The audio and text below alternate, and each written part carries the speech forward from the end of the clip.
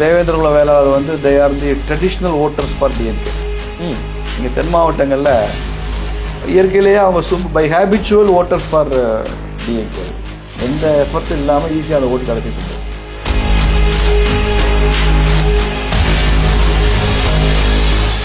தீண்டாமைக்கான அடையாளம் என்ன அப்படின்னு அரசாங்கம் வரையறை பண்ணிருக்கு.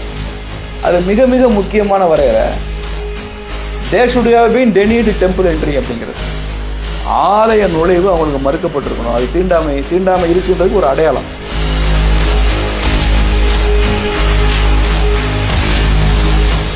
அன்டச்சபிலிட்டிங்கிறது ரொம்ப பெரிய சமூக கொடுமை. It's a crime against humanity. ஆனால் லேண்ட் ஹோல்டிங் வச்சிருந்தவங்களுக்கு அன்டச்சபிலிட்டி எப்படி வரும்?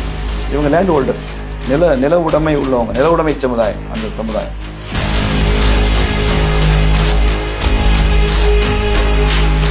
சீமான் கூட சமீபத்தில் தேனியில் ஒரு பெரிய மாநாட்டில் நடத்தினார். பட்டியல் வெளியேற்றத்துக்காக மாநாட்டில் நடத்துறாரு. சீமான் செய்கிற இடத்துல இல்லைன்றது சமுதாயத்துக்கு தெரியும். செய்கிற இடத்துல இருக்கிறது பிஜேபி தான்.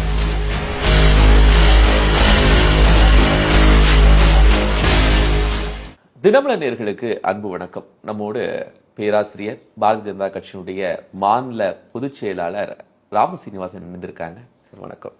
வணக்கம். ரொம்ப நாட்களாகவே தேவேந்திர குல வேளாளர் அப்படின்ட்டு 7 ஜாதிகளை அறிவிக்கணும்னு போராட்டம் நடந்துச்சு. பிரதமர் நரேந்திர மோடி 22-23 காலகட்டத்தில் ஒரு அறிவிப்பு வெளியிட்டாரு. ரொம்ப சந்தோஷம்.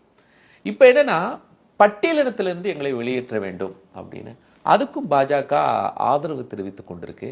என்ன காரணம்? அதுக்கு பின்னாடி என்ன இருக்கு? ஆக்சுவலாக அந்த சமுதாயத்தோட தொடர்ந்து நான் ஒரு 10-12 ஆண்டுகளாக அந்த முக்கியஸ்தர்களோட நான் பயணம் பண்ணுறேன், அரசியல் பயணம். முதல்ல அவங்களுடைய கோரிக்கை 2011-12 எப்படி இருந்ததுன்னா, 7 வகையான உட்பிரிவுகளில் நாங்கள் அழைக்கப்படுகிறோம். அரசாங்கம் அந்த அரசாணையை திருத்தி தேவேந்திர குல வேளாளர்ன்ற பொது பெயரில் சொல்லணுன்றது தான் அவங்களுடைய கோரிக்கை இருந்தது. அந்த கோரிக்கையை அமித்ஷா அவர்கள், அப்புறம் நரேந்திர மோடி அவர்களுக்கெல்லாம் அதை போய் கொடுத்து, மோடி அவர்களே இவங்களை அழைத்து டெல்லியில் வரவழைச்செல்லாம் பேசி, அப்போ எடப்பாடி பழனிசாமி அவர்கள் முதலமைச்சராக இருந்தார். தமிழ்நாட்டு அரசினுடைய பரிந்துரையும் பெற்று, அப்போ சென்னை பல்கலைக்கழகத்தில் ஆந்த்ரோபாலஜி டிபார்ட்மெண்ட், மானுடவியல் துறை இருந்தது. அதில் ஒரு ஆய்வு செய்து இந்த கோரிக்கை நியாயம்தானா அப்படின்னு மத்திய அரசு கேட்டதற்கு இணங்க அங்கே அந்த மதுரை சென்னை பல்கலைக்கழகம் இது சரிதான், இவங்க தேவேந்திர குல வேளாளர் தான் சொல்லி சென்னை பல்கலைக்கழகமும் ஒரு ஆய்வறிக்கை கொடுத்து, ஹன்ஸ்ராஜ் கமிட்டின்னு ஒரு ஐஏஎஸ் அதிகாரி தலைமையில் ஒரு கமிட்டி அமைச்சு அவங்க கலந்துரையாடல் ஆய்வு கூட்டங்களாக நடத்தி, எஸ்சி கமிஷன் மூலமாக அவங்க இதை உறுதி செய்து, இவ்வளவு பரிந்துரைக்கு அப்புறம் அது நாடாளுமன்றத்தில் அது ஒரு மசோதாவாக வருது. அது அதுக்கப்புறம் அரசாணையாக மாறி 2021, இது ஒரு 9 வருஷ ப்ராசஸ். 2012 ஆரம்பிக்கப்பட்டது. 14 மோடி அவர்கள் வந்ததுக்கப்புறம் அது தீவிரமடைந்தது. கவர்மெண்ட்டுக்கு வந்ததுக்கப்புறம் ஒரு 7 வருஷம் ஆச்சு இந்த அரசாணை வர்றதுக்கு. இன்னைக்கு தே ஆர் வெரி ஹாப்பி அப்படி வச்சுக்கோங்க. அதில் நிறைய விமர்சனங்கள், அது திமுகவோட தூண்டுதலில் சில சின்ன சின்ன சவால்கள்லாம் இருந்தால் கூட அது ஏதோ முடிந்தது. ஏன் திமுக மாற்றக்கூடாதுன்னு சொன்னாங்க, நினச்சி ட்விஸ்ட் பண்ணாங்க அவங்க. Devendra Kula Vellalar they are the traditional voters for DMK. நீங்கள் தென் மாவட்டங்களில் இயற்கையிலேயே அவங்க by habitual voters for DMK. அது எந்த எஃபர்ட்டும் இல்லாமல் ஈஸியாக அந்த ஓட்டு கிடச்சிட்டு இருந்தது. இப்போ அதெல்லாம் பிஜேபி பக்கம் ஷிஃப்ட் ஆகுதுல்ல, அதில் அவங்களுக்கு ஒரு பெரிய ஷாக்கு திமுகக்கு. இது ரிசர்வேஷன் போகுதுன்னு அவங்க நினைச்சிருக்கலாமே. அவங்களுக்கு கொடுத்துருக்கக்கூடிய அந்த 17 இல்லை, அரசாணையினால ரிசர்வேஷன் போகாது. அரசாணைன்றது என்னன்னா, அவங்க ஷெட்யூல் காஸ்ட் லிஸ்ட்ல தான் இருப்பாங்க. பேர் மட்டும் பழைய பேரா இல்லாமல் அது கொஞ்சம் ஒரு அப்யூசிவா இருக்கு அந்த வார்த்தைகள். அதை நான் சொல்ல விரும்பல. அந்த வார்த்தை இல்லாமல் ஒரு கௌரவப்படுத்தும்படியான வார்த்தைகள், அதுக்கு அவங்களுக்கு ஹிஸ்ட்ரி இதெல்லாம் எடுத்து கொடுத்தாங்க. அது ஒரு அரசாங்கம் அப்படி அதை வெரிஃபை பண்ண முடியாது. அதனால தான் சென்னை பல்கலைக்கழகம் கமிட்டி ரிப்போர்ட்டு, எஸ்சி கமிஷன்லாம் சேர்ந்து தமிழ்நாடு அரசும் ஆமாம் அவங்க தேவேந்திர குல வேளாளர் தான் இவங்க அறிக்கை அனுப்பிச்சு அப்படிதான் நடந்தது அந்த ஹோல் ப்ராசஸ். அதில் வெற்றி. இப்போ அடுத்ததாக அந்த சமுதாயத்தினுடைய மிக மிக முக்கியமான ஒரு கோரிக்கை என்ன இருக்குன்னா, நாங்கள் எஸ்சி கம்யூனிட்டி இல்லை, we are no more schedule caste, இந்த பட்டியலிருந்து எங்களை வெளியேற்றணும், டீலிஸ்ட் பண்ணணும், எங்களை எம்பிசிலையோ பிசிலையோ வச்சுக்கலாம் அப்படிங்கிறது அவங்களுடைய கோரிக்கை. இது ரொம்ப வருஷமாக இருக்குது. இந்த கோரிக்கையை பொறுத்த வரைக்கும் நாம் இந்த கோரிக்கையை பற்றி சிம்பத்தட்டிக்காக தான் இருக்கோம். குறிப்பாக நான் அந்த நிகழ்ச்சிகள்லாம் கலந்துக்கிறேன். பட் ஒரு சமூகம் நான் இந்த பட்டியலில் இல்லை, இப்போ என்னை நான் பிசி பட்டியலில் இருக்கேன், என்னை பிசியாக இருந்து என்னை எஸ்சி ஆக்குன்னு சொன்னால் தான் கஷ்டம் அரசாங்கத்துக்கு. ஏன்னா எஸ்சின்றது இன்னும் கொஞ்சம் அதிகமான முக்கியத்துவம் உள்ள ஒரு பட்டியலாக மாறிடும். பட் எஸ்சி லிஸ்ட்ல இருந்து என்னை பிசிஆக்கு எம்பிசி ஆக்குனா அது ஒன்றும் அரசாங்கத்துக்கு கஷ்டம் இல்லை. அவங்களே அந்த இடஒதுக்கீடு அந்த ப்ரிவிலேஜஸ் எல்லாம் பெருசாக வேண்டான்னு அவங்க சொல்கிறப்போ அரசாங்கம் அதை கேட்கறதுல தப்பு இல்லை, நாங்கள் எஸ்சி இல்லை அப்படின்னு சொல்கிறாங்க. தேவேந்திர குல வேளாளர் பொறுத்த வரைக்கும் அவங்க எஸ்சி லிஸ்ட்டில் வந்ததே நீதி கட்சி ஆட்சியில் தான். நீதி கட்சி சோஷியல் ஜஸ்டிஸ் பார்ட்டின்னு சொல்கிறோமே, அவங்க முதல்ல ஒரு டிப்ரெஸ்டு கிளாஸ் லிஸ்ட்னு ஒன்று தயார் பண்ணாங்க. அதில் பல ஜாதிகளை டிப்ரெஸ்ட் கிளாஸ்னு வச்சாங்க. ரொம்ப ஆச்சரியமான விஷயம், அப்போ நாடார் சமுதாயத்தை கூட அதில் கொண்டு வர முயற்சி பண்ணாங்க டிப்ரெஸ்ட் கிளாஸில். அப்போ இருந்த நாடார் சமுதாயத்தோட லீடர்ஷிப் வந்து அதெல்லாம் பண்ணக்கூடாது, எங்களது வளர்ச்சியை நாங்கள் பார்த்துக்குவோம், அரசாங்கம் எங்கள் வளர்ச்சிக்கு பொறுப்பேற்றுக்க வேண்டியதில்லை, நீங்கள் ஒன்றும் எங்களை டெவலப் பண்ண வேண்டிய அவசியம் ஒன்று, நாங்கள் வளர தெரியும் எங்களுக்கு, கல்வியில் பொருளாதாரத்தில் நாங்கள் வளர தெரியும் எங்களுக்கு, அதனால தான் அப்படின்னு அவங்க அந்த அந்த லிஸ்ட்டுக்குள்ள அப்போ வந்து எஸ்சின்ற பேரில் டெப்ரெஸ்ட் கிளாஸ் லிஸ்ட், டெப்ரெஸ்ட் பிஃபோர் இண்டிபெண்டன்ஸ், அவங்க தேவேந்திர குல வேளாளர் டெப்ரெஸ்ட் கிளாஸில் வச்சாங்க நீதி கட்சியில். அது வளர்ந்து வளர்ந்து வளர்ந்து இந்தியா சுதந்திரம் அடையும் போது அதே லிஸ்ட் தான் அப்படியே ஷெட்யூல் காஸ்ட்னு மாறுச்சு. அப்போ நேச்சுரலி அவங்க உள்ளே போயிட்டாங்க. இப்போ ஷெட்யூல் காஸ்ட்னா நம்ம என்ன சொல்கிறோம், தீண்டாமைக்கு உள்ளானவங்க ஷெட்யூல் காஸ்ட் அப்படின்னு சொல்கிறோம், பொது புரிதல் அப்படி இருக்கு. இவங்களுக்கு அந்த பிரச்சனையே இல்லை. தீண்டாமைக்கான அடையாளம் என்ன அப்படின்னு அரசாங்கம் வரையறை பண்ணியிருக்கு. அது மிக மிக முக்கியமான வரையறை, they should have been denied temple entry அப்படிங்கிறது. ஆலய நுழைவு அவங்களுக்கு மறுக்கப்பட்டிருக்கணும். அது தீண்டாமை இருக்குன்றதுக்கு ஒரு அடையாளம். ஆலய நுழைவு மறுக்கப்பட்டிருக்கணும். தேவேந்திர குல வேளாளருக்கு அந்த பிரச்சனையே கிடையாது. அவங்களுக்கு எங்கேயுமே டெம்பிள் என்ட்ரி வந்து மறுக்கப்படலை. இன்ஃபேக்ட் அவங்க கோயில் கட்டியிருக்காங்க, அவங்களுக்கு பல கோவில்களில் முதல் மரியாதை இருக்கு. பல இடங்களில் தேவேந்திர குல வேளாளர் மண்டபப்படின்னு போட்டு 1940-50களில் அச்சடிக்கப்பட்ட நோட்டீஸ்லாம் இருக்குது. அதெல்லாம் கூட அவங்க வந்து காமிச்சாங்க, கமிஷன்ல எல்லாம் காமிச்சாங்க இருக்கு. மதுரையில் அந்த தெப்பக்குளம் மாரியம்மன் தெப்பக்குளம் அந்த தெப்ப திருவிழாவில் அவங்க தான் முதல்ல வடம் பிடிச்சிருக்கிறாங்க. எல்லா ரிலிஜியஸ் ஃபெஸ்டிவல்ஸ்லையும் அவங்க முக்கிய பழனி கோவில் அவங்களுக்கு ரொம்ப முக்கியத்துவம் இருக்குது, பழனி செப்பேடு இருக்கு, அது ரொம்ப சேரிட்டபிள் கம்யூனிட்டி. அப்போ எங்களுக்கு எதுக்கு இந்த தீண்டாமைன்ற பிரச்சனை, எங்களுக்கு இல்லாத எங்களை ஏன் சேர்த்தேங்கிறதா அவங்களுடைய கொஸ்டின். நாங்கள் வந்து அக்ரிகல்ச்சர் ஜஸ்டிஸ் பார்ட்டிட்டே வைக்கிறாங்க. என்னைக்குமே அன்டச்சபிலிட்டிங்கிறது ரொம்ப பெரிய சமூக கொடுமை, it's a crime against humanity. ஆனால் லேண்ட் ஹோல்டிங் வச்சிருந்தவங்களுக்கு அன்டச்சபிலிட்டி எப்படி வரும்? இவங்க லேண்ட் ஹோல்டர்ஸ், நில உடைமை உள்ளவங்க, நில உடைமை சமுதாயம். அந்த சமுதாயம் நில உடைமை வச்சிருந்தவங்க யாருமே அன்டச்சபிலிட்டியே இல்லைங்க அப்போ அந்த காலத்தில். இவங்களை கொண்டு போய் அதில் போய் சேர்க்க நீதி கட்சியில் போய் சேர்த்தாங்க. அதனால் இந்த சமுதாயம் வந்து இன்னைக்கு அது வேண்டான்னு சொல்லுது. எனக்கு ஒரு விஷயம் இன்னும் முழுசாக தெரியாது, ஏன்னா 100% அந்த கம்மி எல்லாரும் வேணான்றாங்களா இல்லை கொஞ்சம் பேர் வேணும்னு கேட்டு மெஜாரிட்டி வேண்டான்னு சொல்கிறாங்களான்றது இனிமேல் தான் நம்ம ஆய்வுல தான் தெரிய வரும். ஆனால் majority opinion, very big majority opinion, SC status வேண்டாம், எங்களை பட்டியலை விட்டு டீலிஸ்ட் பண்ணுங்க, இதனால எங்களுக்கு ஒன்றும் பெரிய பயன் இல்லை அப்படின்னு சொல்கிறாங்க. இப்போ இதில் வந்து நான் 2 அணுகுமுறையை பார்க்குறேன். வழக்கமாக சமுதாயங்கள் நம்மளை வந்து சந்தித்து ஒரு அரசியல் கட்சியாக கோரிக்கை வைக்கிறப்ப நான் வந்து பொதுப்பட்டியலில் இருக்கேன், ஃபார்வர்டுன்னு சொல்கிறாங்க. ஃபார்வர்ட் கேஸ்னு ஒன்றும் இல்லை இந்தியாவில், ஃபார்வர்ட் கம்யூனிட்டி லிஸ்ட்டுன்னு எதுவும் கிடையாது, பொதுப்பட்டியல், அது ஜென்ரல் லிஸ்ட்டு. அதுலேருந்து என்னை பிசி ஆக்குன்னு நிறைய பேர் கேட்பாங்க, பிற்படுத்தப்பட்டவர்னு சொல்லு. ஆமாம் கேட்பாங்க. பிற்படுத்தப்பட்டவராக இருக்கிற பல பேர் என்னை எம்பிசி சொல்லு. எம்பிசியில் இருக்கிற சில சமுதாயங்கள், நான் பேர் சொல்ல விரும்பல, அந்த சமுதாயங்கள் எங்களுக்கு எஸ்சி ஸ்டேட்டஸ் வேணும்னு கேட்குறவங்க இருக்காங்க, என்கிட்ட மனு கொடுத்தவங்க இருக்காங்க, நான் எங்கள் ஆஃபீஸ்லாம் வச்சுருக்கேன். இதுதான் ட்ரெண்டு, இந்தியா பூரா அந்த ட்ரெண்ட் இருக்கு. டிகேவி சமுதாயத்தில் தான் எஸ்சியிலேருந்து ஒரு ஆள் நான் எஸ்சி இல்லை, நான் இதுலேருந்து வெளில போகிறேன், என்ன வேற லிஸ்ட்டில் வை அப்படின்னு கேட்குறது இருக்கு. இது ரொம்ப ஆச்சரியமாக இருக்குது. இது நம்ம டெல்லியில் பேசினா டெல்லி தலைவருக்கு ஆச்சரியமாக இருக்குது. ஒரு கம்யூனிட்டி எப்படி எஸ்சி வேண்டாயான்னு சொல்கிறாங்கன்னு கேட்குறாங்க. அவன் எஸ்சி இல்லைங்க, அவன் அந்த அவன் ஒரு ப்ரைடு உள்ள சமுதாயம், பெருமைப்படுற சமுதாயம், அவன் எஸ்சிங்கிறத அவன் தேவையில்லைன்னு நினைக்கிறான். நீங்கள் அந்த சென்டிமெண்ட்டை நம்ம மதிக்கணும்ல அப்படின்னு தான் நான் சொல்கிறேன். அவங்களுக்கு சலுகைகள் போயிடுமே, அவங்களுக்கு உரிமைகள் போயிடுமே, அவங்க இப்போ தானே படித்து முன்னுக்கு வர்றாங்க, அவங்களுக்கு ஒரு இடஒதுக்கீடுலாம் போயிட்டா அந்த கம்யூனிட்டி இந்த வளர்ச்சி ரிவர்ஸில் போயிடாதா, இப்படிலாம் எதிர்கேள்வி வைக்கிறாங்க. அவங்க கேட்குற கேள்வியை நான் அப்படியே இவங்ககிட்ட வந்து கேட்குறேன். இவங்க அதெல்லாம் நாங்கள் பார்த்துக்கோன்னு சொல்கிறாங்க. ஒரு காலத்தில் நாடார் சமுதாயம் என்ன சொல்லு, எங்கள் வளர்ச்சியை நாங்கள் பார்த்துக்குவோம், அரசாங்கம் நீங்கள் இதில் தலையிட வேணான்னு சொன்ன மாதிரி இப்போ இவங்க சொல்கிறாங்க, எங்கள் வளர்ச்சியை நாங்கள் பார்த்துக்குவோம், நீங்கள் தலையிடாதீங்க, அன்னைக்கு தவறு நடந்துச்சு, அந்த தவறை சரி செய்யணும், அதான் அரசாங்கத்தோட வேலைன்றது. நான் ஏன் ஃபுல்லி வித் தம், நான் அந்த கோரிக்கையை வந்து நான் முழு சாதிக்கிறேன். இதில் ரொம்ப பெரிய ஒரு பெர்செப்ஷனல் சேஞ்ச் நடந்துட்டுருக்கு. இவ்வளோ நாளாக இந்திய அரசியலில் சமூக நீதி பேசுகிறவங்க, சமூக நீதி இஸ் ஈக்குவல் டு ரிசர்வேஷன், சமூக நீதினா இடஒதுக்கீடு. இப்படித்தானே ஒரு ஃபார்முலா உருவாயிருக்கு. எப்படி விமன் எம்பவர்மெண்ட்ல சொல்லுவாங்க, எம்பவர்மெண்ட்ன்ற கடைசி எப்படி ஆயிடுச்சு, எம்ப்ளாய்மெண்ட்னு ஆயிடுச்சு. இப்போ உங்க மனைவி வேலைக்கு போனாங்கன்னா ஷீஸ் அன் எம்பவர்டு உமன், வீட்டிலேயே சமைச்சிக்கிட்டு இருந்தாங்கன்னா அன்எம்பவர்டு உமன், அப்படி தானே புரிஞ்சுக்கிறோம். அப்போ எம்பவர்மெண்ட் எம்ப்ளாய்மெண்ட் ஆன மாதிரி சோஷியல் ஜஸ்டிஸ்னா இடஒதுக்கீடு. அது குறிப்பாக இந்த திராவிட மாயை, திராவிடியன் மித்தில் அது அதிகமாக பேசி ஈவேரா அதை பண்ணார் இதை பண்ணார், நாங்கள் தான் எல்லாருக்கும் சமூக நீதி கொடுத்தோம்னு பேசிட்டு இருக்காங்க. இப்போ ஒரு பெரிய சமுதாயம், மிகப்பெரிய மக்கள் தொகை உள்ள சமுதாயம் எந்திரிச்சு நின்று எனக்கு இடஒதுக்கீடு வேண்டாங்கிறான். இது சமூக நீதி இல்லை, இடஒதுக்கீடுலேருந்து நாங்கள் வெளியில் வர்றதா உண்மையான சமூக நீதினு ஒரு சமுதாயம் பேசுதுன்னா இது எவ்வளோ பெரிய ரெவல்யூஷன், சோசியல் ரெவல்யூஷன். இது ஒரு சமூக புரட்சி இல்லையா? அது இதை புரிஞ்சுக்கணும்ல. இதுக்கு எந்த திராவிட கட்சிகளும் இது வரைக்கும் சப்போர்ட் பண்ணவே இல்லை. லிப் சர்வீஸ் பண்றாங்க. அதாவது இப்போ திமுகவோ அதிமுகவோ காங்கிரஸோ கம்யூனிஸ்டோ அதிகாரப்பூர்வமாக அவங்க கட்சியினுடைய அறிக்கையிலையோ தேர்தல் அறிக்கையிலையோ பார்ட்டி டாக்குமெண்ட்ஸ்லையோ இவங்க பட்டியல் வெளியேற்றத்தை ஆதரித்து அவங்க பேசி எழுதி வெளிப்படை ஆதரவு தெரிவிக்கலை.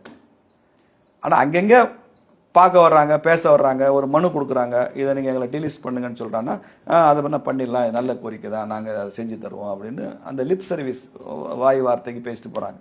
சீமான் கூட சமீபத்தில் தேனியில் ஒரு பெரிய மாநாட்டில் நடத்தினார், பட்டியல் வெளியேற்றத்துக்காக மாநாட்டில் நடத்தினார். சீமான் செய்கிற இடத்துல இல்லைன்றது சமுதாயத்துக்கு தெரியும். செய்கிற இடத்துல இருக்கிறது பிஜேபி தானே. பேசுகிற இடத்துல கேட்குற இடத்துல வேணால் சீமான் இருக்கலாம், அது கூட ஓட்டுக்காக சத்தமாக கூட பேசுவார் அவர். பட் செய்கிற இடத்துல பிஜேபி இருக்கிறதுனால அவங்களுக்கு பிஜேபி மேலே அதிக நம்பிக்கை இருக்குது, இது செய்வாங்கன்ற நம்பிக்கை இருக்குது. அந்த சமூகத்துல அந்த 7 பிரிவுகள் இருக்காங்க, குடும்பர் இருக்கிறாங்க, கடையர், இப்படி நிறைய பிரிவு. இதில் நிறைய பேர் இன்னும் கீழ்நிலையில இருந்து, அதாவது அவங்களுக்கு பல வாய்ப்புகள் கிடைக்காம இருக்கும், கல்வியிலையோ இல்லைன்னா வேலை வாய்ப்புலையோ, அதெல்லாம் தவிர்க்கப்படுமே. அந்த மாதிரி ஒரு ஜென்யூன் கன்சர்ன் நம்ம வெளியில இருந்து பார்க்குறவங்களுக்கு அது தெரியுது. எனக்கு அந்த உங்களுக்கு இருக்கிற அதே பார்வை எனக்கு உண்டு. இன்னும் நிறைய பேர் வளரணுமே. இப்போ இவங்க இது வேண்டான்னு சொன்னால் அவங்களுடைய வளர்ச்சி அப்படியே தேங்கி போகாதான்னு நானுமே நினைக்கிறேன். அந்த சமூகத்தின் முக்கிய தலைவர்களோட நான் அதை பற்றி பேசுகிறேன், கலந்துரையாடுறேன். பட் அவங்க பார்வை வேறையா இருக்குது. அவங்க என்ன சொல்கிறாங்கன்னா டெவலப்மெண்ட் வித் ப்ரைடு வேணும்னு சொல்கிறாங்க. இந்த மாதிரி அவங்க டெவலப்மெண்ட் வித் ஸ்டிக்மான்னு அவங்க நினைக்கிறாங்க இப்போ இருக்கிறத. இது ஏதோ ஒரு ஒரு கலங்க சொல்லு மாதிரி ஆயிடுச்சு அப்படின்னு அவங்க ஃபீல் பண்ணுறாங்க. நான் அதை ஏற்றுக்கல. எஸ்சின்றதுலாம் ஒன்றும் கலங்க சொல்லு கிடையாது, அது தப்பும் கிடையாது, அதுவும் பெருமையான வார்த்தை தான். ஆனால் அந்த சமுதாயத்தோட சென்டிமெண்ட் அப்படி இருக்கிறப்போ நீங்கள் அதை எப்படி மாற்றி பேசுவீங்க? அவங்க அப்படி ஃபீல் பண்ணுறாங்கல்ல, அந்த ஃபீலிங்க்கு நம்ம முக்கியத்துவம் கொடுத்தா நம்ம மாறணும், கொடுக்கணும். அவங்க வெளிப்படையாகவே பேசுகிறாங்களே, அதெல்லாம் எங்களுக்கு வேண்டாம், இதனால தான் வந்துட்டான். இப்போ நல்ல மார்க் எடுத்து ஒரு பட்டியல் சமுதாயத்து இளைஞர் மெரிட்டில் அட்மிஷன் வாங்குறாரு அண்ணா யூனிவர்சிட்டியில், மெரிட்டில் போகிறாரு, டாப் 100 இருக்காரு அவர் லிஸ்ட்லேயே, அட்மிஷன் லிஸ்ட்லேயே. அந்த பையன் சக மாணவர்கள்லாம் இவன் எஸ்சி அதனால அண்ணா யூனிவர்சிட்டி கிடைச்சிருச்சுன்னு சொல்கிறாங்க. இது நம்மகிட்ட உள்ள பிரச்சனை. நம்ம ஒருத்தருடைய திறமை, அவங்களுடைய இதெல்லாம் நம்ம அங்கீகரிக்கிறது இல்லை. ரிசர்வேஷனில் வந்துட்டானா, அப்படி வந்துட்டானா, இப்படி வந்துட்டானான்னு நம்ம அந்த குயுக்தியான கன்னிங் மைண்ட்லேயே நம்ம பார்க்குறோம். அது நம்ம பக்கம் உள்ள தவறு. இதெல்லாம் அவங்கள காயப்படுத்துதில்ல. நம்ம என்ன மெரிட்டில் நான் வந்தாலும் என்னை நீ அங்கீகரிக்க மாட்டேங்கிறாங்க. இப்போ தொகுதி இடஒதுக்கீடு கொடுக்குறோம். இப்போ தென்காசி ரிசர்வ் தொகுதி பார்லிமெண்ட்டில் டிகேவி சமுதாயத்துக்கு அந்த ஒரு தொகுதி தானே கிடைக்கும். அதை தாண்டி தெற்கு ரிசர்வ் தொகுதி இல்லையே பார்லிமெண்ட்டில். இப்போ அவங்கள பட்டியல், இப்போ நீங்கள் ஒரு விஷயம் சொன்னீங்க, அந்த தொகுதிகளில் தான் போட முடியும்னு. இப்போ பட்டியல் சமூகத்திலிருந்து அவங்க நீக்கப்பட்டால், பட்டியல் சமூகத்தில் கொடுத்தப்பட்டிருக்கிற 18% ரிசர்வேஷன் அப்படிங்கிறது அதுக்குள்ள இருக்கக்கூடிய மற்ற சமூகங்களுக்கு மட்டும்தான் போயிட்டு இருக்கும். அப்ப அவங்களுடைய ரிசர்வேஷன் அதிகமாயிரும். இதைத்தான் இதைத்தான் நான் என்ன சொல்றேன், இதை இப்ப ஒரு கட்சி அதை எடுத்துக்கொண்டு முதல்ல அந்த கோரிக்கைக்கு நாம அனுதாபத்தை ஒரு அந்த கோரிக்கை மேல நமக்கு அக்கறை இருக்கு, அனுதாபம்னு சொல்ல மாட்டேன், ஒரு அக்கறை இருக்கு, இது சரிதான் அப்படின்னு பார்த்தா தான் நீங்க சொல்ற இந்த பிரச்சனைகள்லாம் தீர்வு கிடைக்கும். ஒட்டுமொத்த ரிசர்வேஷன் செயினே என்னன்னா அந்த ஒரு பெரிய சமுதாயம் பெரிய எண்ணிக்கையில் இருக்கு, அது எம்பிசி லிஸ்ட்டுக்கு வந்தா அப்ப எம்பிசி ரிசர்வேஷனை கூட்டணும். இங்கே கூட்டணும்னா அங்கே குறைக்கணுமான்னு ஒரு கேள்வி வருது, குறைக்க முடியுமான்னு கேள்வி வருது. குறைக்க முடியுமா? அப்படியெல்லாம் கான்ஸ்டியூஷன்ல உடனே மாற்றம் பண்ணி பெர்சன்டேஜ் எல்லாம் மாத்திர முடியுமா ஒரு கேள்வி வருது. அதுக்கப்புறம் இதை எம்பிசியில் வந்ததுக்கு அப்புறம் அதை அந்த சமுதாயத்துக்குள்ளேயே நான் எம்பிசியில் போகிறத விரும்புவாங்களா அடுத்த கேள்வி வருது. அதில் அவங்களுக்கு உரிய வளர்ச்சி கிடைச்சிருமா இந்த கேள்வி வருது. இந்த மாதிரி ஜாதி ரீதியா கணக்கெடுப்பு நடத்தாம இதை செய்ய முடியுமா? அந்த பெர்சன்டேஜை கூட்டுறதை குறைக்கிறது செய்ய முடியுமா? ஒரு கேள்வி வருது. நான் என்ன சொல்றேன், இந்த மாதிரி நடைமுறை சிக்கல்கள் சவால்கள் என்ன இருந்தாலும் இந்த கோரிக்கை என்பது ரொம்ப முக்கியம். ஒரு சமூகம் ஒரு இதை விட்டு வெளியில வர நினைக்கிறாங்கன்றது ரொம்ப முக்கியம். நாங்கள் 70 வருஷம் 75 வருஷம் அதில் இருந்துட்டோம், போதும், இனிமே எங்க வளர்ச்சியை நாங்கள் பார்த்துக்கிறோம், எங்களை மேலே அடுத்த ஸ்டேஜ் கொண்டு போங்கன்னு சொல்ற அந்த கோரிக்கை இருக்குல்ல, அதை நம்ம கன்சிடர் பண்ணி தான் ஆகணும். அந்த இடத்துல தான் அவங்க நிற்கிறாங்க. பொலிட்டிக்கலாகவே அது அவங்கள பாதிக்குதுன்னு நினைக்கிறாங்க. இப்போ அவங்க வந்து தென் மாவட்டங்கள்லையும் கிழக்கு மாவட்டங்களையும் அடர்த்தியாக இருக்காங்க, மேற்கு மாவட்டங்களில் பரவலாக இருக்காங்க. ரொம்ப வடக்க போக போக மக்கள் தொகை குறையுது. உங்களுக்கு தெரியும், பட்டியல் சமுதாயத்தில் 3 மேஜர் உட்பிரிவுகள் இருக்குது. டிகேவி இருக்கிறாங்க, ஆதி திராவிட சமுதாயம் இருக்காங்க, மேற்கு மாவட்டங்களில் அருந்ததியர் சமுதாயம் இருக்காங்க. இப்போ இவங்களுக்கான இடஒதுக்கீட்டில் இப்போ ஒரு எம்எல்ஏ ஆகணும்னு வச்சுங்க, ஒரு நிலக்கோட்டை, ஒரு சோழவந்தான், ஒரு சங்கரங்கோயில், ஒரு மானாமதுரை, ஒரு பரமக்குடி, அதிகபட்சம் ஒரு 10 தொகுதிக்குள்ள நின்றோம், ஓட்டப்படாரம் உட்பட. பொது தொகுதியில் நிறுத்தலாம், தவறு இல்லை. ஆனால் நடைமுறை சிக்கலில் கொடுக்க முடியல. நடைமுறையில் பல்வேறு பிரச்சனைகள், எல்லாரும் கூட்டணி கட்சிகள் இருக்கு, இப்போ எல்லா சமுதாயங்கள் இருக்கு, எல்லாரும் நிறைய பேர் அக்காமடேட் பண்ண வேண்டியிருக்கு, அப்போ முடியல. அப்போ அதெல்லாம் அந்த சமூகத்தை பாதிக்குது. அவங்களுக்கு அதிக எண்ணிக்கையில் நாங்கள் எம்எல்ஏக்கள் போக முடியும், ரிசர்வேஷனால நாங்கள் குறைஞ்ச எண்ணிக்கையில் தான் போகிறோம். இது ஒரு முக்கியமான பாயிண்ட் இல்லை. இது அதிக எண்ணிக்கையில் நாங்கள் எம்பிக்கள் ஆக முடியும், அந்த அளவு எங்களுக்கு ஓட்டு இருக்கு. ஆனால் அந்த இடஒதுக்கீடுனால நாங்கள் ஒரே ஒரு எம்பி தான் போகிறோம், அது கூட சில சமயங்களில் இல்லாமல் போயிடுது. ஆதங்கம் இருக்குல்ல. இது எல்லாத்தையும் காம்ப்ரிஹென்சிவாக பார்க்கணும். இப்போ நான் சொல்கிறதே ஒரு எமோஷனலாக அவங்க சொல்கிற விஷயங்களை தான் நான் ஷேர் பண்ணுறேன். இதில் எந்தளவு ஆய்வு செய்து இது எந்தளவு முக்கியம் என்ன, இது அரசாங்கம் தான் பண்ணணும். மாநில அரசாங்கம் பண்ணணும், மத்திய அரசாங்கம் பண்ணணும். இதை பரிசீலிக்கணும், இதுக்கு ஒரு கமிட்டி போடணும், இதை பற்றி அந்த சமுதாயத்தினுடைய கருத்தை முழுசாக அரசாங்கம் வந்து கேட்கணும், அங்கங்கே பப்ளிக் ஹியரிங் வைக்கணும், தேவைப்பட்ட நீதிமன்றங்கள்லேருந்து வழிகாட்டுதல் வரணும். இது ஒரு பெரிய ப்ராசஸ் தான். பட் சம்வேர் சம்ஹவ் இதை ஸ்டார்ட் பண்ணி ஆகணும். அதாவது ஜாதி சமூக நீதி மாற்றம் அப்படிங்கிற கொஞ்சம் வித்தியாசமா அந்த மக்கள்கிட்ட இருந்தே எழும்பணும் அப்படின்னு நினைக்கிறாங்க. அதுக்கு பாஜக சப்போர்ட் பண்ணுது. அவங்க கோரிக்கையை நம்ம என்டோர்ஸ் பண்றோம். சரி, நாம எதையும் அவங்க மேல திணிக்கல. டீலிமிட்டேஷன், நாடாளுமன்ற தொகுதி மறுவரையறை, இதெல்லாம் நடக்கிற போது இந்த ப்ராசஸ் எல்லாம் கொண்டு வரணுங்கிற பிளான் இருக்கா? இல்ல, இன்னும் அந்த கோரிக்கையை பரிசீலனை செய்து கொண்டு மாநில அரசினுடைய ஒப்புதல் பெற்று தான் மத்திய அரசு வந்து அதை மாநில அரசு ஜாதிவாரி கணக்கெடுப்பு. அதுக்கு இடையில நான் தான் சொல்றேன், ஜாதிவாரி கணக்கெல்லாம் நடக்கணும். எனது பாயிண்ட் என்னன்னா, தமிழ்நாட்டில் உள்ள கட்சிகள் முதல்ல இந்த கோரிக்கை எல்லா கட்சிகளும் ஏற்றுக்கொள்ளணும்னு நான் வலியுறுத்துறேன். எல்லாரும் முதல்ல இதை ஏற்றுக்கணும். தேவேந்திர குல வேளாளர்னு மதுரை பிரகடனத்தில் அமித்ஷா அவர்கள் கையெழுத்திட்டதுக்கு பிறகுதான் ஆகஸ்ட் 6, 2015 அவர் தான் முதல் பிரகடனம். அந்த பிரகடனத்திலேயே என்னென்னலாம் போட்டிருந்தது தெரியுமா? எங்களை இனிமேல் ஊடகங்கள் தேவேந்திர குல வேளாளர்னு அழைக்கணும், எங்கள் சமுதாயத்தை எல்லா அரசியல் கட்சிகளுமே தேவேந்திர குல வேளாளர்னு சொல்லணும், தேவேந்திர அரசாணை வந்து கொண்டு வரணும். அப்படி நீங்கள் அந்த 2015 மதுரை பிரகடனம் வந்து அமித்ஷா அவர் கையெழுத்து போட்டதுக்கு அப்புறம் தான் நீங்கள் எல்லாம் ஊடகங்களுடைய நேரேட்டிவ் பாருங்கள். அதுக்கு முன்னால் என்ன எழுதுனாங்க, அதுக்கப்புறம் என்ன எழுதுனாங்கன்னு பாருங்க. தேவேந்திர வேளாளர்ன்ற வார்த்தை பயன்பாடே பிஜேபி இதை கையில் எடுத்ததுக்கு அப்புறம் தான் எல்லா மட்டங்களையும் வந்துச்சு. இல்லைன்னா அந்த சமூக பத்திரிகைகள்ல அவங்க தங்களை டிகேவின்னு சொல்லிக்குவாங்க. பொது புரிதல்ல அந்த வார்த்தை பயன்பாட்டில் இல்லை. அது பொது புரிதல்லையே அந்த வார்த்தை வந்து அவங்களும் பயன்படுத்த ஆரம்பிச்சு. இன்னைக்கு எந்த பத்திரிகையிலையும் மெயின் ஸ்ட்ரீம் மேகசின்ல அவங்களுடைய பழைய பெயர் சொல்லி யாருமே எழுத மாட்டாங்க, எல்லாருமே டிகேவின்னு தான் எழுதுவாங்க. அரசாணை வர்றதுக்கு முன்னாலே கூட அந்த அளவுக்கு மாறுதில்ல, ஒரு பெர்செப்ஷன் மாறுதில்ல. இது அந்த சமுதாயம் எந்திரிச்சு நின்று எனக்கு இதை செஞ்சு கொடுன்னு கேட்டதுனால தானே, அதை பிஜேபி அதை ஏற்றுக்கொண்டதுனால தானே, ஏற்றுக்கொண்டு ஒரு பிரதமர் அதற்காக செய்து கொடுத்ததுனால தானே. ஒரு பெரிய வித்தியாசமான மாற்றம் தான். அதே மாதிரி இது பண்ணும். எவ்ரி கம்யூனிட்டி, ஒரு சமூக மாற்றம் என்னென்ன வகையில் எல்லா சமூகங்களுக்கும் அவங்கவுங்களுக்கு உரிய இடம், அவங்கவுங்களுக்கு உரிய பெருமை, அவங்கவுங்களுக்கு உரிய முக்கியத்துவத்தை ஒரு சோஷியல் சிஸ்டத்தில் எல்லாரையும் அக்காமடேட் பண்ணி அதை கொடுக்கணும். எனக்கு ஒரு ப்ரைட் இருக்குன்னு ஒருத்தங்க உங்களுக்கு நீங்கள் சொல்கிறீங்க, எனக்கு இந்த ப்ரைட் இருக்குங்க, எனக்கு அதை நான் ஏற்றுக்கணும். என் பேர் இது இல்லைங்க, இதுதான் எங்கள் வரலாற்றில் அப்படி தான் சொல்லியிருக்கு, ஏற்றுக்க போகிறவங்க. நான் எஸ்சி இல்லை, அக்செப்ட் பண்ணுங்க. பிசியாக இருக்கிறவன் எஸ்சி கேட்டால் தான் நீங்கள் யோசிக்கணும். எஸ்சியில் இருக்கிறவன் எஸ்டி வேணும், ஷெட்யூல் ட்ரைப் வேணும்னு கேட்குறான்னு வச்சுங்க, அது நடக்கவே நடக்காது, தலையில் நின்றால் நடக்காது. எஸ்சியிலேருந்து எஸ்டிக்கு போக முடியாது. பட் எஸ்சில இருந்து டீலிஸ்ட் பண்ணி மேலே வர முடியும். 2-3 உதாரணங்கள் இருக்கு ஏற்கனவே. இதுக்குன்னு மத்திய அரசு 1950களில் ஒரு கமிஷன் போட்டு அப்போ அந்த சமுதாயம் பேர் அந்த மறந்துட்டேன், 2 கம்யூனிட்டி பேரும். இப்போ சமீபத்தில் ஒரு சமுதாயமும் எஸ்சி லிஸ்ட்டை விட்டு வெளியில் டீலிஸ்ட் ஆகி அவங்க கோரிக்கையின் பேரில் வெளியில் போயிருக்காங்க. அரசாங்கம் அதை ஏற்றுக்கொண்டு டீலிஸ்ட் பண்ணியிருக்காங்க. பட் அவங்களாம் சின்ன சமுதாயம். ஓகே, அது எந்த வகையில இடஒதுக்கீடையோ பெர்சன்டேஜோ ஒரு மைக்ரோ கம்யூனிட்டி பிரச்சனை இல்லை. பட் இவங்க ரொம்ப பெரிய எண்ணிக்கையில் இருக்கிற சமுதாயம், கான்சன்ட்ரேட்டடாக இருக்கிற சமுதாயம். இவங்க வெளில வரும்போது மற்ற விஷயங்கள்லாம் கொஞ்சம் கொஞ்சம் பார்க்கணும். ஆனால் நிச்சயமா அந்த கோரிக்கையில் ஒரு நியாயம் இருக்கு. அதனால தான் ஐ ஆம் வித் தம். இந்த கோரிக்கையில் பாஜகவும் கூட இருக்கு அப்படி கூட இருக்கு. அது இன்னும் கொஞ்சம் ப்ராசஸ் பண்ணிக்கிட்டே இருப்போம். நன்றி சார். நன்றி. நேயர்களே, மற்றும் ஒரு நிகழ்ச்சி சந்திக்கலாம். நன்றி.